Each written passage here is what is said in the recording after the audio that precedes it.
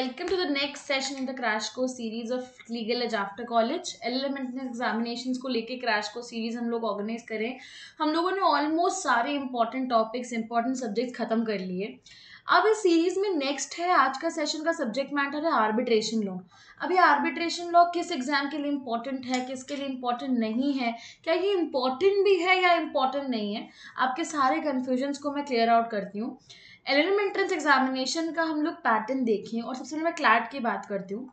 CLAT के अंदर ये ट्रेंड रहा है कि कंटेम्प्रेरी केसेस से काफ़ी सारे टॉपिक्स टाइम एंड अगेन पूछे गए हैं.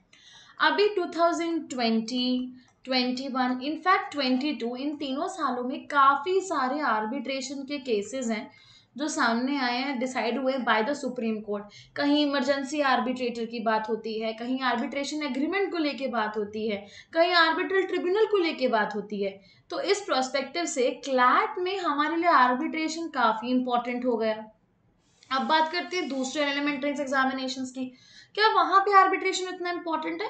हाँ, वहाँ पे भी आर्बिट्रेशन लॉ उतना इम्पोर्टेंट है. इसके पीछे का रीज़न ये है कि आर्बिट्रेशन के सराउंड में बहुत सारे और क्वेश्चंस हैं जो बन सकते हैं. एलिट में हमसे पूछा जा सकता है, हमसे किसी और एग्जाम में पूछा जा सकता है.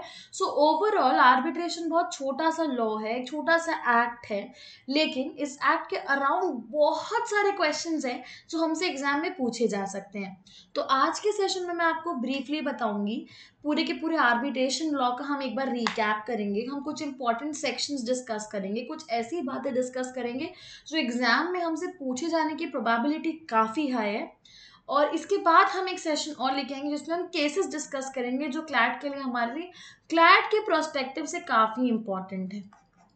Alright, so let's start. सबसे पहले ये अल्टरनेटिव डिस्प्यूट रेजोल्यूशन होता क्या है? जनरली हम इसे एडीआर बुलाते हैं. इसके लिए हमें सेक्शन 89 ऑफ सीपीसी पता होना चाहिए. सेक्शन 89 ऑफ सीपीसी में ये बात लिखी गई है कि आप कोर्ट के रिकोर्स को चुनने के अलावा कोर्ट से अल्टरनेटिव मेथड भी चूज कर सकते हो अपने डिस्प्यूट को रिजॉल्व करने की. और यही मेथड्स जो हैं इसे हम जनरली एडीआर बुलाते हैं. आउट ऑफ कोर्ट दूसरे मैकेनिज्म्स के थ्रू सेटलमेंट करने को हम एडीआर मैकेनिज्म कहते हैं. हम सेक्शन 89 ऑफ सीपीसी हमें पता होना चाहिए क्योंकि सेक्शन 89 ऑफ सीपीसी के अंदर मेथड्स ऑफ एडीआर दिए हुए हैं जो डिफरेंट मेथड्स की बात करता है जिसके थ्रू पार्टीज जो है वो अपना सूट सेटल कर सकती हैं technically. Alright, now there are different kinds of ADR. Counselling होता है, कंसिलिएशन होता है, आर्बिट्रेशन है, मीडिएशन है, नेगोशिएशन है. अभी एक बहुत ही फेमस हो गया है लोक अदालत. अब ये सब एडीआर्स क्या होते हैं? काउंसलिंग का टेक्निकली मतलब होता है जब भी दो पार्टीज के बीच में डिस्प्यूट होता है, यदि वो दोनों थ्रू अ न्यूट्रल काउंसलर अपने इश्यूज को रिजॉल्व करने की कोशिश करते हैं, साइकोलॉजिकली अपने इश्यूज को रिजॉल्व करने की कोशिश करते हैं, तो उसे हम काउंसलिंग कहते हैं. कंसिलिएशन मतलब कंसिलिएशन में ये होता है that the parties do resolve their disputes when the parties want to resolve their disputes amicably. So whenever they are wishing, both of them are wishing that yes, we want to resolve our disputes amicably, then they opt for conciliation. Conciliation को legal effect दिया गया है part 3 of the arbitration and conciliation act में of 1996. ये act कहाँ है, कहाँ से आया, सब मैं आपको अभी नेक्स्ट अपकमिंग सेशन के बाकी पार्ट में बताऊंगी. अभी के लिए इतना याद रखते हैं कि कंसिलिएशन जो है वो part 3 of arbitration and conciliation act में मेंशन्ड है. Then we have arbitration, this is hero basically. आज के टाइम पे almost every commercial issue is being resolved through the recourse of arbitration. Now, what is this arbitration? Why do people enter into arbitration? Arbitration एक ऐसा method है जो similar to court है but court नहीं है. So it's not very lengthy. First of all. Second, ये recourse है जो पीपल ऑप्ट करते हैं जब वो कोर्ट की लेंदी प्रोसेस, लेंदी मेथड के थ्रू नहीं जाना चाहें. अब आर्बिट्रेशन के अंदर होती है एक आर्बिट्रल ट्रिब्यूनल जिसका काम होता है प्रोसीडिंग कंडक्ट करना, इस पे सीपीसी के रूल्स अप्लाई नहीं करते हैं. ये गवर्न होते हैं by the principle of natural justice and they pass an award which is binding on the parties. This is arbitration. Mediation generally family disputes के लिए यूज किया जाता है, और भी डिस्प्यूट्स के लिए कर सकते हैं, बट जनरली ये फैमिली डिस्प्यूट्स के थ्रू किया जाता है. मीडिएशन में there is a mediator who may be of your own choice और some third person generally, and his obligation here is to mediate on the given facts. यदि आप दो पार्टीज हैं, उनके बीच में कॉन्फ्लिक्ट है, so let's take an illustration of a husband and wife. उन दोनों के बीच में कॉन्फ्लिक्ट है, उन्होंने डिवोर्स का केस फाइल किया है, but they still want to resolve, so court refer them to mediation. Mediation में क्या होता है, एक तरफ हस्बैंड एक तरफ वाइफ, बीच में मीडिएटर, दोनों के बीच में पीसफुली डिस्कशन कंडक्ट करने का काम होता है through mediation. And if they wish they can come to a solution under mediation which is decided amicably between both the parties. So this is mediation.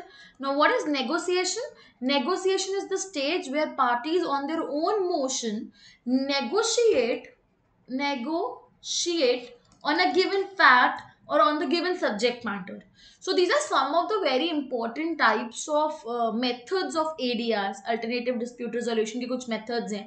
हमको section 89 पता होना चाहिए, हमको इन सब methods के बारे में पता होना चाहिए कि ये सब ADR के methods हैं. Alright, so let's move further.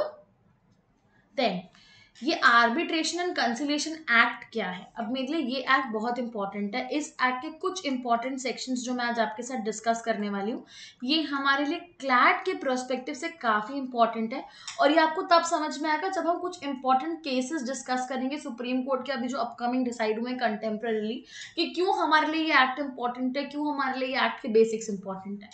Enforcement date जनवरी 25, 1996 है. ये 3 स्टैट्यूट्स पे बेस्ड है. आर्बिट्रेशन एंड कंसिलिएशन एक्ट 1996 के पहले हमारे पास ये 3 बेसिक स्टैट्यूट्स थे. इन तीनों को कोडिफाई करके और इसमें चेंज लाके हम लोग लेकर आए arbitration and conciliation act 1996. Foreign awards recognition and enforcement act 1962 का है. Protocol and convention act 1937 and arbitration act 1940. ये पेरेंट लेजिस्लेशन था जिसके बेसिस पे पूरा का पूरा 96 एक्ट बना है, बट हमने इस एक्ट की बहुत सारी चीज़ों को चेंज करके 1996 के एक्ट को इंट्रोड्यूस करा है. लेकिन एक बात जो मुझे याद रखनी है, आर्बिट्रेशन लॉ जो हमारे इंडिया में डेवलप हुआ वो हमारे इंटरनेशनल कमिटमेंट्स के थ्रू डेवलप हुआ, एंड इंटरनेशनली एक्सेप्टेबल सॉल्यूशंस हम प्रोवाइड कर सके थ्रू आर्बिट्रेशन. इसलिए our arbitration and conciliation act is very identical and is based on United Nations Commission on International Trade Law Model Law. This is the model law, and some of the basic provisions of this particular law are very identical to the sections of Arbitration and Conciliation Act of 1996. बहुत सारे sections, बहुत सारे section numbers, बहुत सारी बातें similar है between the UNCITRAL model law and arbitration and conciliation act 1996. So as a student में UNCITRAL को आर्बिट्रेशन के साथ पे दिमाग में रखना है, वो इम्पॉर्टेंट है हमारे लिए. ऑलराइट, देन नेक्स्ट है कॉन्सेप्ट ऑफ आर्बिट्रेशन जो सेक्शन 2 क्लॉज ए के अंदर डिफाइंड है. बेसिकली आर्बिट्रेशन का मतलब होता है when the parties sought to arbitration whether or not adjudicated by an arbitral tribunal. अब ये जो डेफिनेशन है ये काफ़ी क्लियर नहीं है as to what is arbitration. तो ग्रेजुअली मैं आपको आर्बिट्रेशन क्या होता है, आर्बिट्रेशन अवार्ड, आर्बिट्रल अवार्ड क्या होता है, ये सब बातें समझाऊंगी, तो automatically will come to understand what is technically arbitration. Arbitral tribunal का बहुत इंपॉर्टेंट रोल होता है in the case of arbitration. When both the parties decide that they wish to opt for arbitration, they may opt for arbitration. It is totally voluntary. बिना arbitral agreement के या arbitral clause के you can not enter and you can not opt for arbitration. तो दोनों parties को मिलकर decide करना होता है that they want to resolve their dispute through arbitration voluntarily, and then they appoint a arbitral tribunal which is responsible for which hears both the party and then decides what is correct and pass an arbitral award which is binding on both the parties. Now there are very few kinds of there are some of the kinds of arbitrations. एक होता है ad hoc arbitration, एक होता है institutional. Institutional arbitration वो होता है जहाँ पे parties before the dispute decide कर लेती है that they wish to go for arbitration. मतलब मैं कॉन्ट्रैक्ट में एंटर करी किसी के भी साथ, और तभी मैंने डिसाइड कर लिया दैट मैं, यदि कोई आगे चल के हम दोनों पार्टीज में डिस्प्यूट होता है तो हम लोग उस डिस्प्यूट को आर्बिट्रेशन से रिजॉल्व करेंगे, और कौन से रूल्स हमारे आर्बिट्रेशन को गवर्न करेंगे वो भी मैंने डिसाइड कर लिया before the dispute, before arising of the dispute. इसे हम इंस्टीट्यूशनल आर्बिट्रेशन बोलेंगे। एडहॉक आर्बिट्रेशन वो होता है when a dispute has already arose between two parties and they have opted for mediation, they have opted for conciliation, but they are not able to resolve the dispute out of a court in a very effective manner, then they opt for arbitration, because arbitration is more of a formal process as compared to mediation, conciliation or other modes of alternative dispute resolution. तो institutional ad hoc में basically ये difference है कि जहां पे parties before dispute decide कर ले कि हमें आर्बिट्रेशन में जाना है, वो इंस्टीट्यूशनल आर्बिट्रेशन होता है। जहां parties after the dispute decision लेते हैं that they want to get the dispute resolve through arbitration, that is ad hoc arbitration. Contractual arbitration का मतलब होता है that in the contract entered between two parties, they have opted for arbitration, and they have entered into a specific agreement stating what will be the rules that will govern the arbitration, कौन tribunal होगी, क्या rules होंगे, ये सब चीजें govern करेगा यदि उनका contract. This is an illustration of contractual arbitration. Statutory मतलब जहां पर स्टैट्यूट के अंदर मेंशन्ड है कि ये स्पेसिफिक सब्जेक्ट मैटर जो है वो थ्रू आर्बिट्रेशन ही रिजॉल्व होगा, इसे हम स्टैट्यूटरी आर्बिट्रेशन बोलते हैं। डोमेस्टिक आर्बिट्रेशन मतलब जिसका सीट इंडिया है, ऐसा आर्बिट्रेशन जिसका सीट इंडिया है, that means Indian Arbitration and Conciliation Act is governing that particular arbitration, or the rules of the institute of the countries governing the arbitration, and the arbitration seat, the seat of the arbitration proceedings is India, that is known as domestic arbitration. International arbitration के अंदर हो सकता है कि एक party international, एक party foreign country से belong करे, या फिर सीट फॉरेन कंट्री हो, तो वो इंटरनेशनल आर्बिट्रेशन हो जाता है। और फॉरेन आर्बिट्रेशन जो है वो 2 clause 1 clause F में डिफाइंड है।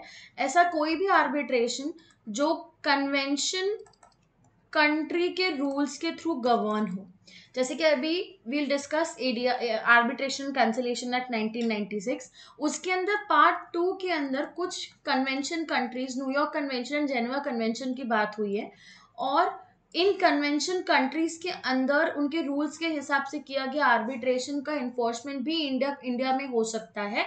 This is an illustration of foreign arbitration in the country. Alright, then let's move further. कुछ ऐसे सब्जेक्ट मैटर्स हैं जो नॉन आर्बिट्रेबल होते हैं, that means these on these subject matters the parties can not opt for arbitration, और even the court cannot refer the parties for arbitration on this subject matters.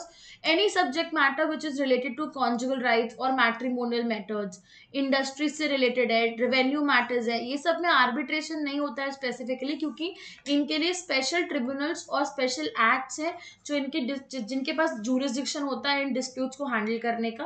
That is why people generally in the case of industries matters और revenue matters, arbitration is not a recourse which is available with the parties. Then criminal nature की सारी activities, criminal case के अंदर you cannot go and opt for arbitration or any alternative dispute mechanism. Matters related to guardianship और wards of the minor child, succession को लेके कोई भी चीज होगी तो उसमें भी आप आर्बिट्रेशन में जा सकते हैं। Trust act, charitable institutions, public charity, because you have a separate legislation governing it, thus you cannot go and opt for arbitration in these matters. Restrictive trade practices and monopolies act, technically this is currently governed by competition act in the country, and we have a separate authority to take care of the cases of take care of the cases of cases which are related to restrictive trade practice or monopolies. Thus you cannot go and opt for arbitration here. Again, insolvency, dissolution, winding up proceedings, इसमें भी हम arbitration opt नहीं कर सकते, because we have NCLAT specialized tribunals who have jurisdiction to deal with the issues of insolvency, dissolution or winding up proceedings. So these are some of the subject matters on which parties cannot opt for either of the arbitration. नहीं वो ad hoc decide कर सकती है, नहीं वो institutional decide कर सकती है. And even though both of the parties want to go for arbitration on any of these subject matters, the law restricts the parties to opt for arbitration, especially in the case of these subject matters. Next is arbitration agreement. अभी arbitration agreement specifically क्या होता है? Arbitration agreement जो है वो section 2 clause 1 clause B के अंदर sub clause 1 sub clause B में डिफाइंड है, और सेक्शन 7 हमारे लिए इंपॉर्टेंट है. आर्बिट्रेशन एग्रीमेंट का मतलब होता है स्पेसिफिकली ऐसा एग्रीमेंट या फिर ऐसा क्लॉज, एक स्पेसिफिक क्लॉज जो सिंपली राइटिंग में है और सिग्निफाई कर रहा है पार्टीज का accent to opt for arbitration whenever a dispute arises. जब भी दोनों पार्टीज के बीच में डिस्प्यूट होगा तब वो लोग आर्बिट्रेशन को ऑप्ट करेंगे. इस बात को जो स्पेसिफिकली एग्रीमेंट है या फिर एक स्पेसिफिक क्लॉज किसी कॉन्ट्रैक्ट में है, ये सिग्निफाई करता है. And arbitration agreement is very very important to enter into a valid arbitration. Arbitration के थ्रू मुझे अपना डिस्प्यूट रिजॉल्व करना है. ये सुओ मोटो कोर्ट डिसीजन नहीं लेता है या आर्बिट्रल ट्रिब्यूनल डिसीजन नहीं लेती है. ये डिसीजन होता है voluntary decision of the parties, और पार्टीज को through entering into arbitration agreement और through a specific clause have to signify that both of them wish to enter into an arbitration whenever in future any dispute arises. अब ये जो agreement है ये writing में होना चाहिए, ये दोनों पार्टीज के बीच में होना चाहिए, दोनों पार्टीज का कंसेंसस होना चाहिए. कंसेंसस एज इन दोनों पार्टीज को एग्री करना इंपॉर्टेंट है that they wish to go for arbitration, and they will have to agree on the method of on the rules which will be applicable to the arbitration, the seat of the arbitration, the place of the arbitration, arbitral award कैसे बनेगा. इन सब बातों पे सारे points के ऊपर parties को agree करना इंपॉर्टेंट होता है, and both of the party should agree in the same sense. Plus, fourth and very important is that the agreement should show that the parties have intention to submit them to arbitration. दोनों parties का voluntarily intention होना to submit themselves to arbitration is very important. Now, कौन से rules इसे govern करते हैं? Valid agreement हुआ है नहीं हुआ है, वैलिड क्लॉज एग्जिस्ट करता है नहीं करता है, इन सब चीज़ों के लिए हमें रेफर करना होता है इंडियन कॉन्ट्रैक्ट एक्ट को. इंडियन कॉन्ट्रैक्ट एक्ट के अंदर वैलिड एग्रीमेंट में एंटर करने के लिए जो भी रूल्स हैं वही सारे रूल्स यहाँ पर भी अप्लाई करते हैं while determining whether the parties have a valid arbitration agreement or not. Although section 7 में भी हमें आर्बिट्रेशन एग्रीमेंट टर्म मिलता है, सेक्शन 2 क्लॉज 1b के अंदर भी आर्बिट्रेशन एग्रीमेंट डिफाइंड है, बट इसका बेसिकली मतलब है कि कोई भी ऐसा क्लॉज या फिर फुल फ्लेजेड एग्रीमेंट जो दोनों पार्टीज ने आपस में एंटर किया हो रिटन फॉर्मेट में, जो साइन करा हो रिटन फॉर्मेट में, जिसमें एसेंट दिया हो, जो उन दोनों पार्टीज को रेफर कर रही है to arbitration. So technically this is a very important and very integral step where the parties determine that yes, they wish to enter into an arbitration and they want to get their dispute resolved through arbitration. Now, supreme court के काफी सारे cases रहे हैं as to the validity of arbitration agreement, and while determining this we will have to refer to the provisions of Indian contract act. Now, क्या implied acceptance, implied acts के through भी ये portray किया जा सकता है that the parties wish to enter into an arbitration? So जो भी रूल्स कॉन्ट्रैक्ट के अप्लाई करते हैं उसमें हमें एक बात याद रखनी है कि ये आर्बिट्रेशन एग्रीमेंट जो है ये रिटन फॉर्मेट में होना इंपॉर्टेंट है. ऑल्दो कॉन्ट्रैक्ट के अंदर ये बात लिखी है कि कॉन्ट्रैक्ट ओरल भी हो सकता है, रिटन भी हो सकता है, लेकिन when it comes to arbitration agreement it is mandatory that this has to be in the written format signifying the assent of the parties to enter into a valid arbitration whenever in future any kind of dispute arises between them. Okay, so this is very important. और जब हम cases discuss करेंगे तो ये section 7 और section 2 clause 1 clause B दोनों हमारे लिए काफ़ी इंपॉर्टेंट हो जाएगा, क्योंकि इसकी इंटरप्रिटेशन की सुप्रीम कोर्ट ने 2-3 लैंडमार्क केसेस में भी बात की है जो अपकमिंग वीडियोज में मैं आपको बताऊंगी. Alright, so let's move to the next topic. Next is arbitral award. अब ये आर्बिट्रल अवार्ड क्या होता है? यदि एग्रीमेंट है और कभी इन फ्यूचर डिस्प्यूट अरोज होता है तो हम जाते हैं आर्बिट्रेशन के लिए. आर्बिट्रेशन में जाने के बाद आर्बिट्रल ट्रिब्यूनल जो होती है वो एक अवार्ड पास करती है. अब ये अवार्ड क्या चीज़ है? पहली बात, ये अवार्ड डिफाइंड है सेक्शन 2 क्लॉज 1 क्लॉज सी में, और कोई स्पेसिफिक डेफिनेशन नहीं दिया है, सिर्फ इतना बोलता है 2 clause 1 clause C that an arbitral award will include an interim award also. Now what is the interim award? Tribunal जब पूरा केस सुन रही है, उसके डिस्पोजल के पहले यदि ट्रिब्यूनल को लगता है कि कोई इंटरिम रेमेडी देने की जरूरत है, तो ट्रिब्यूनल एक इंटरिम अवार्ड भी पास कर सकता है, which will be applicable till tribunal comes up with the final award. Now final award भी ट्रिब्यूनल पास कर सकता है और इंटरिम भी. अभी अवार्ड बेसिकली होता क्या है? After taking into consideration all of the arguments from both the sides, the tribunal decides as to in the favor of one of the party, or the tribunal also has a power to award cost. Cost भी tribunal award कर सकती है, specific performance of contract भी award कर सकती है. अब वो जो ऑर्डर होता है ट्रिब्यूनल का, उसे हम आर्बिट्रल अवार्ड कहते हैं. क्या ये एनफोर्सेबल होता है? Yes, this is enforceable just like a decree pass under CPC by a court. जैसे कोर्ट एक डिक्री पास करता है, वैसे ये आर्बिट्रल अवार्ड जो आर्बिट्रल ट्रिब्यूनल ने पास किया है, after having a valid arbitration agreement and conduct of valid arbitration proceedings, this will be enforceable as a decree of court, as it is enforceable under CPC. ये बात हमें याद रखनी है. Plus landmark case of Shashi versus Lalit Mohan में court ने ये कहा था कि आर्बिट्रल अवार्ड जो है वो रेस जुडिकाटा की तरह ऑपरेट करता है. That means a dispute which has been resolved by a arbitrable tribunal once will on the same subject matter, the same parties can not approach a court again to resolve that particular dispute. तो यदि arbitral award ने dispute resolve कर दिया है, तो वो जो award arbitral tribunal का है, वो अवार्ड जो है वो फाइनल होगा, प्लस वो अवार्ड बाइंडिंग होगा.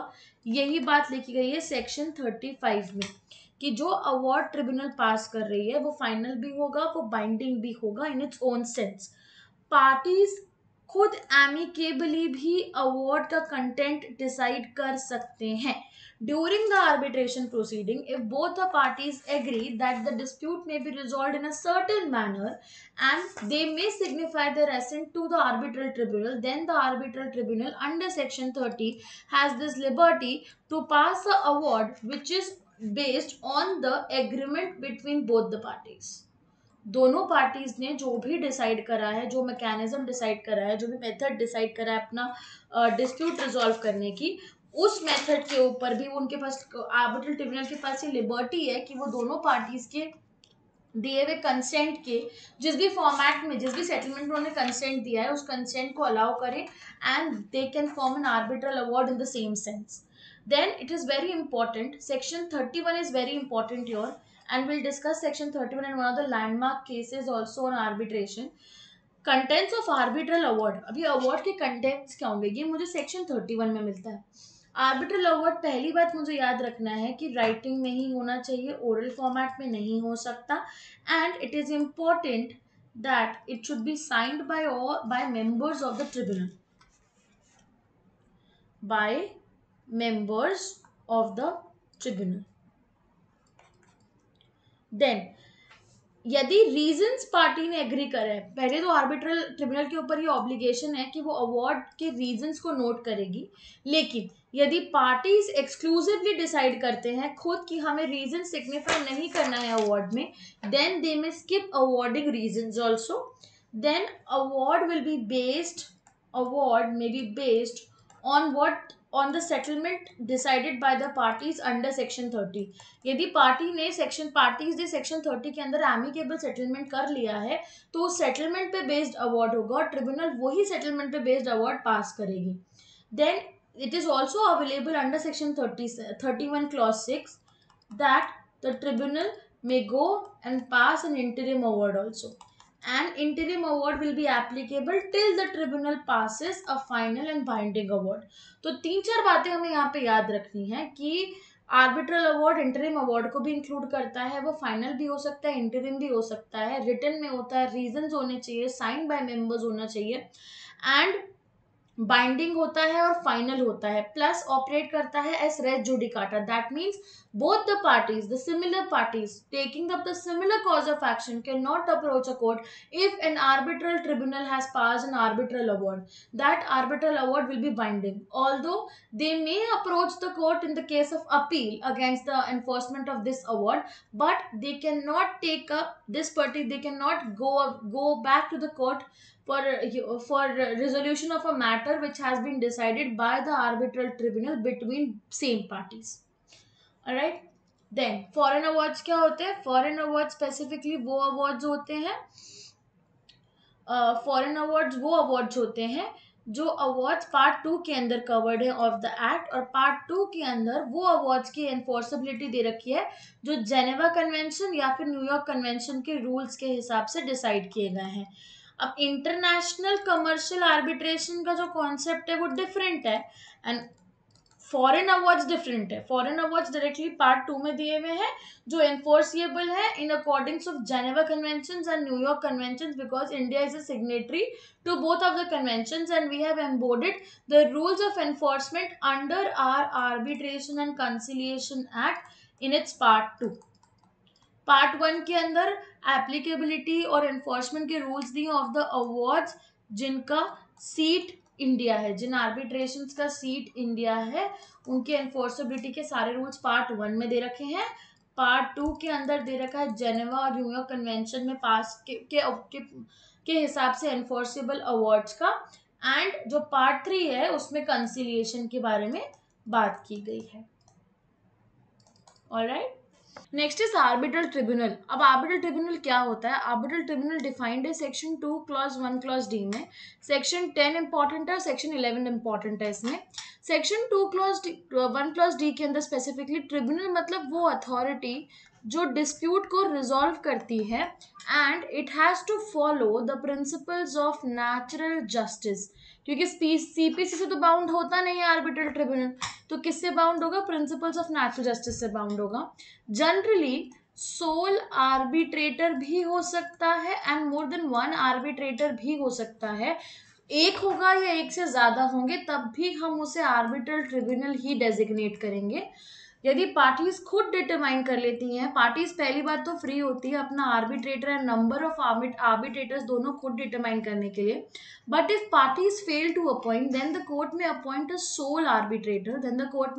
Soul arbitrator, or if the agreement of the parties state that a third neutral party can appoint the arbitral tribunal, then that is also allowed under the act. Now what is important here is that it is very important here to understand कि arbitral tribunal जो है वो court नहीं होती. हम arbitral tribunal को court की तरह ट्रीट नहीं कर सकते हैं.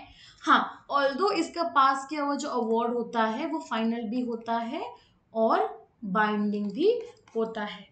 Alright, so it's very important to remember all these things. Plus there is one more very important thing: the arbitral tribunal has a power to make its own rules, own jurisdiction. वो खुद decide कर सकती है कैसे proceeding conduct की जाएगी, कैसे proceeding नहीं कंडक्ट की जाएगी. बस बात ये है, हमें ये याद रखना है कि आर्बिट्रल ट्रिब्यूनल में कितने भी नंबर ऑफ मेंबर्स हो सकते हैं but not even members.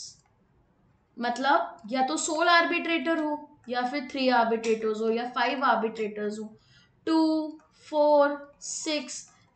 A tribunal cannot consist of a even number of arbitrators. Why this is there?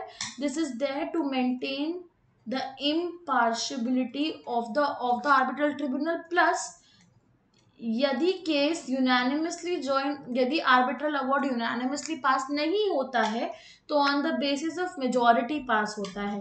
तो अब मेजॉरिटी तभी बनेगी जब ऑड नंबर ऑफ मेंबर्स हो in the arbitral tribunal. So that is why this rules has been mentioned under section 10, 11, 2 clause 1 clause D. Right, then finality of arbitration. Arbitral tribunal जो award pass करती है वो final होता है और binding होता है. अब इस पासिंग ऑफ अवार्ड के बाद पार्टीज एनफोर्स कर सकती हैं उस अवार्ड को as a decree of court. इसके बीच में यदि पार्टीज चाहें तो वो कोर्ट को अप्रोच कर सकती है for passing some of the interim measures which are mentioned under section 9। अब ये इंटरिम मेजर्स क्या हो सकते हैं? ये हो सकते हैं for the appointment of guardian of minor, guardian of minor को लेके ये हो सकते हैं। ये हो सकते हैं कुछ और इंटरिम मेजर्स, जैसे कस्टडी ऑफ गुड्स को लेकर, हो सकते हैं, डिटेंशन ऑफ द प्रॉपर्टी को लेकर हो सकते हैं। तो ये वाले जो चीजें हैं, जो इंटरिम मेजर कोर्ट सेक्शन 9 में पास कर भी सकता है, ये सिर्फ पास कर सकता है between the arbitral tribunal has passed a final and binding award and it is yet to be enforced by the parties. Alright, now it's very important that arbitral tribunal arbitration proceedings यदि चल रही हैं तब parties court को approach नहीं कर सकती। हाँ, आर्बिट्रल अवार्ड पास हो चुका है, उसको अपील करने के लिए कोर्ट को अप्रोच किया जा सकता है, and that too on the grounds mentioned under section 37 और सेक्शन 34 ऑफ द एक्ट। ये दो ही सेक्शंस है जो पार्टीज को अलाउ करते हैं कि वो कोर्ट को अप्रोच कर सकते हैं, and that too against the arbitral award. In middle of the arbitration proceedings, court does not have a right to entertain any of the subject matter which is on which an ongoing arbitration is going on. Alright, then arbitral award के jurisdiction की यदि हम बात करें तो section 16 और 17 arbitral tribunal को ये अथॉरिटी देता है that it may determine its own jurisdiction. Arbitral tribunal जो है वो अपना खुद का जुरिसडिक्शन डिटरमाइन कर सकती है, ऑब्जेक्शंस को लेके भी कर सकती है, रूलिंग्स को लेके भी कर सकती है, existence and validity of N arbitration agreement को लेके भी कर सकती है।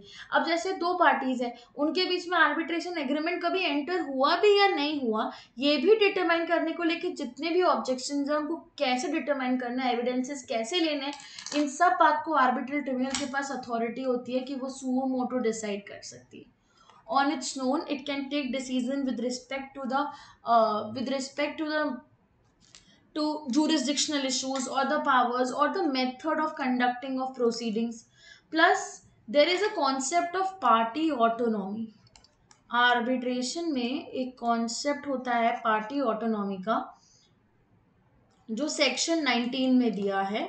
सेक्शन 19 ये कहता है कि पार्टीज खुद भी अपना प्रोसीजर एस्टैब्लिश कर सकती हैं।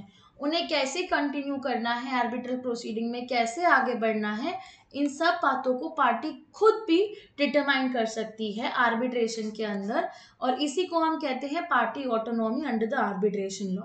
Alright, but what is important is section 18 embodies the principle of equal treatment of parties. ये प्रिंसिपल क्या है? ये नेचुरल जस्टिस प्रिंसिपल है। दोनों पार्टीज को प्रॉपर हियरिंग का मेथड मिलना चाहिए, एंड कुछ भी एविडेंस से कुछ भी प्रोड्यूस हो रहा है, डॉक्यूमेंट प्रोड्यूस हो रहा है, कुछ भी हो रहा है, तो दोनों पार्टीज को इक्वल एंड फेयर चांस मिलना बहुत इंपॉर्टेंट है। It is very integral here that the party should be given a fair and equal chance and both parties should be treated equally in the arbitration proceedings, and that is an integral part of section 18 as well.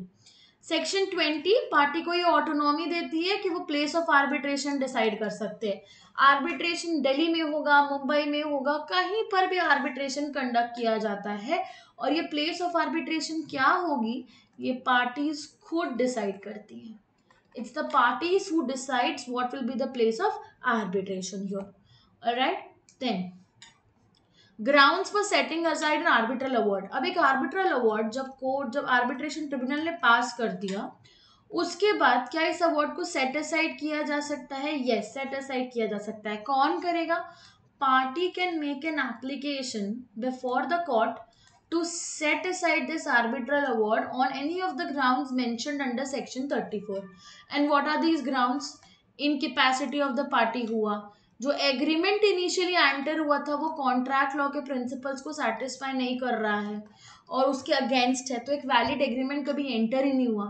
Procedure के अंदर proper notice नहीं सर्व हुआ एक party को, reference के scope के beyond था, मतलब सब्जेक्ट मैटर ही टेक्निकली नॉन आर्बिट्रेबल था, या फिर आर्बिट्रेशन के नेचर का सब्जेक्ट मैटर नहीं था।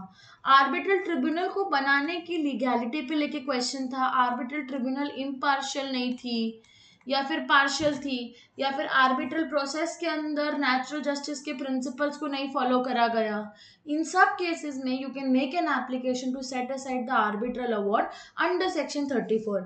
The subject matter itself was non-arbitrable. It was in conflict with public policy.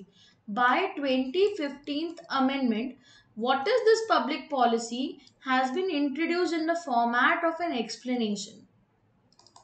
We never had a specific provision talking about what is public policy, क्या होता है क्या नहीं होता है. It was based on the interpretation in the form of precedents.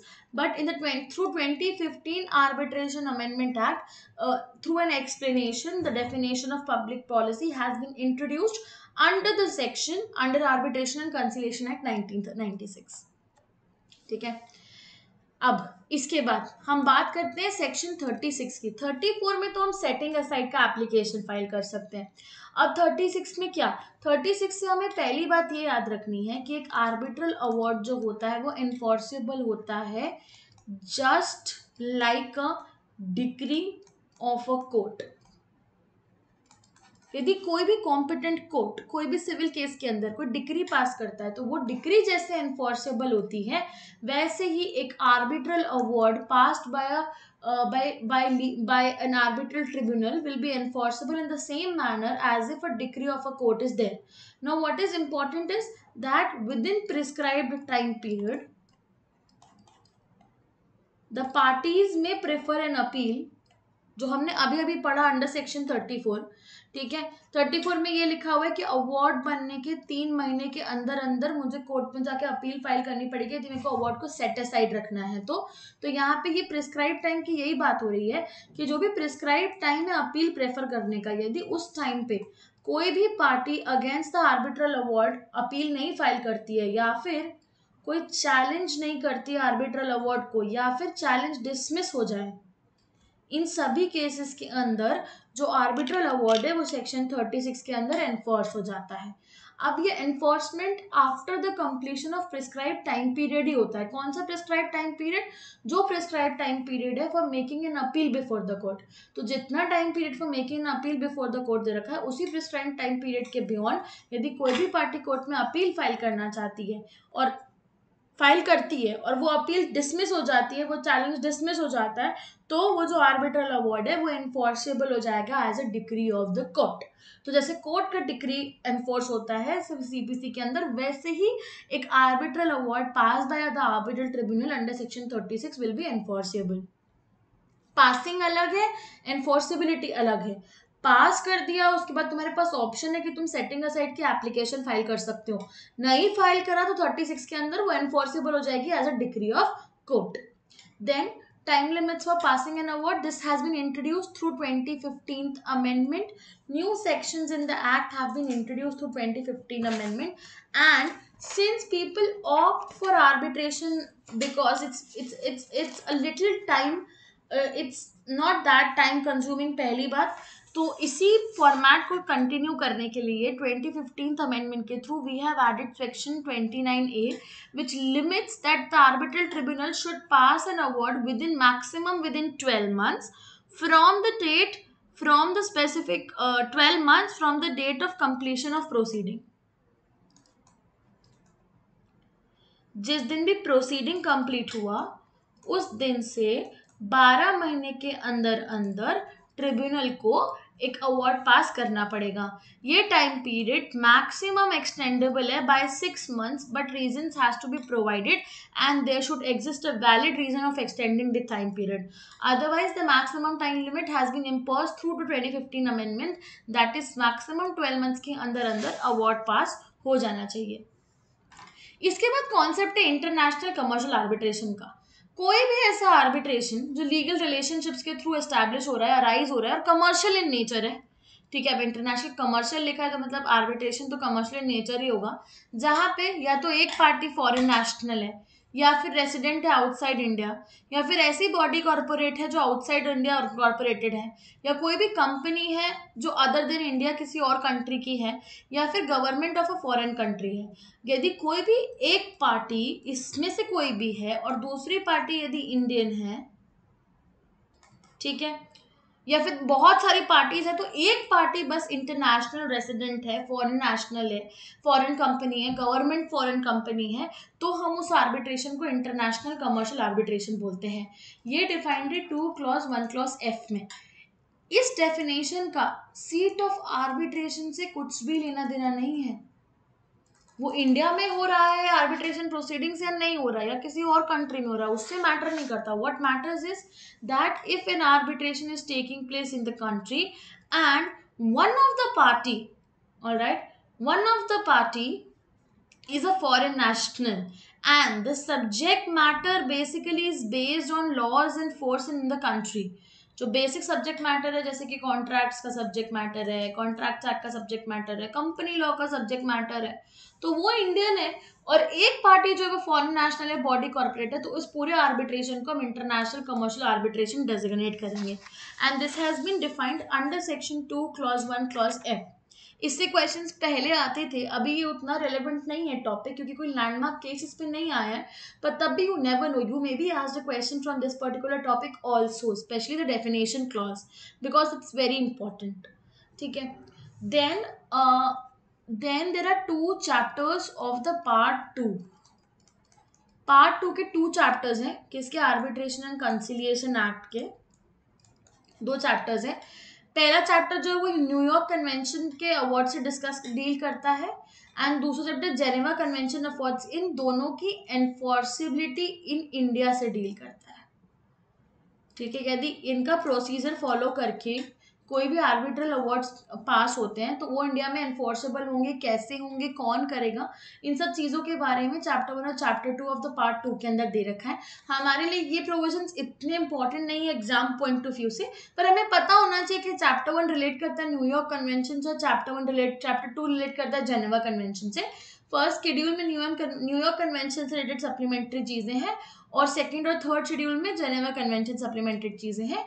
Part 3 जो है वो कंसीलिएशन से डील करता है। प्रोविजंस इतने इंपॉर्टेंट नहीं है, बस हमको ये पता होना चाहिए कि पार्ट 3 जो है वो स्पेसिफिकली कंसीलिएशन को डिस्कस करता है of the arbitration and conciliation act 1996। Alright, so that's it. In the next session I'll be discussing some of the very important cases on arbitration law, specifically जो अभी currently supreme court के आए हैं और exam point of view से हमारे लिए काफ़ी इंपॉर्टेंट है। तो अगले सेशन को प्लीज़ इस सेशन के साथ में देखो। मैंने यहाँ कुछ बेसिक कॉन्सेप्ट डिस्कस करे हैं आज के सेशन में, पर मैं अगले सेशन में वो केसेस को डिस्कस करूँगी जो जिसकी पूरी पूरी पॉसिबिलिटी है एग्जाम में आने की। ऑलराइट, साथ में कुछ बातें हमें और बात याद रखनी है। 10th 11th और 12th को हम लोग सेशंस लेके आ रहे हैं जहाँ पे हम कुछ एक्सपेक्टेड क्वेश्चंस डिस्कस करेंगे जो क्लैट में पूछे जा सकते हैं, जो 19 जून को एग्जाम होने वाला है उस दिन। उसके बाद 12 जून को हमारा एक ऑल इंडिया ओपन मॉक है क्लैट पीजी का। ऑलराइट, 13th 14th और 15th को हम लोग एक फ्री मास्टर क्लास ऑर्गेनाइज कर रहे हैं उन लोगों के लिए ये मास्टर क्लास जिन्हें कन्फ्यूजन है कि हमें लास्ट मिनट क्या रिवाइज करना चाहिए, क्या रिविजन नहीं करना चाहिए। ऑलराइट, तो स्पेसिफिकली ये मास्टर कार्ड डायरेक्टली उससे रिलेटेड है। फिर एलेट पीजी की मास्टर क्लास हमारी 22 जून को होगी, ये भी फ्री ऑफ कॉस्ट एक्सेसिबल रहेगी। ऑल इंडिया ओपन ये मॉक भी फ्री है और ये मॉक भी हमारा फ्री है। ऑलराइट, तो ये हम लेके आएंगे 22 जून को। एग्जाम से पहले एक बार लास्ट हम लोग प्रैक्टिस अपनी चेक करने के लिए स्मॉक में अपियर होना बहुत इंपॉर्टेंट है। और may be it's a possibility that whatever last minute preparations you do, you may get questions in the examinations. So it's very important to give mocks in the last sense and revise everything. I always say there is a 3R technique whenever you go and write any examination: read, revise and re-revise. So it's very important. हमने पढ़ लिया है, हमने revise कर लिया है, अब हम लोग के साथ इस चीज़ों को रिवाइज करो ताकि वो बैक ऑफ द माइंड कहीं पे फिट हो जाए और एग्जाम पॉइंट ऑफ व्यू से हमारे लिए इम्पॉर्टेंट भी है कि हम इन चीज़ों को कवर करें। Alright, so this is what we have planned in the further upcoming days before your examination. So be with us. and attend these classes, attend these mocks. They will give you a fair and pretty idea as per your preparation here. So all the best, and in the next session, maybe the next session, where I'll be discussing some of the very important cases on arbitration. If you have any doubt, do drop a message in the chat box. If you want me to cover some other topics in the upcoming session, do drop a message in the chat box. And thank you and all the best, everybody.